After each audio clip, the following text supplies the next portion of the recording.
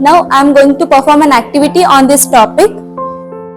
Here is a ball. Think that it is of 2 gram. Now I am going to keep here. See that. It is far away from this stool. Here is a think that it is of 5 gram. Now I am going to keep here. See that. Compared to that, it is near to this stool. From this activity, we came to know that if object has more marks, acceleration will be less. If object has less marks, acceleration will be more. Thank you. So here there is a pile of coin, and here there is a black coin in the last. Now these are in the rest. When I hit them with a striker, the only black coin went far away and it came in the motion, and now these coins are in the rest because due to the law of inertia. And this is also an example of the Newton's first law of motion.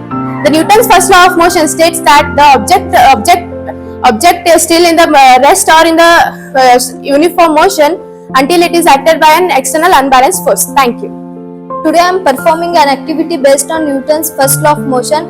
It states that an object remains in the state of rest or of uniform motion until an external unbalanced force is applied on it. Here I placed a book under a pile of book. I suddenly pulled it. It set into a motion, and the remaining books remain into a state of rest due to the inertia of rest. Thank you. This activity provides that how does the rocket works. The air trapped inside the balloon pushes out when I leave the hand from it.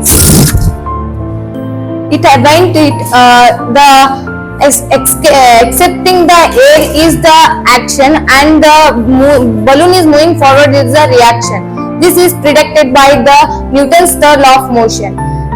For every action there is an equal and opposite reaction. Thank you. Today I am going to perform an activity on inertia of rest.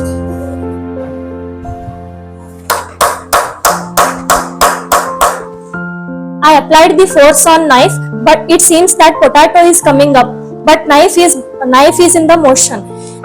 Potato is in the rest due to the inertia of rest.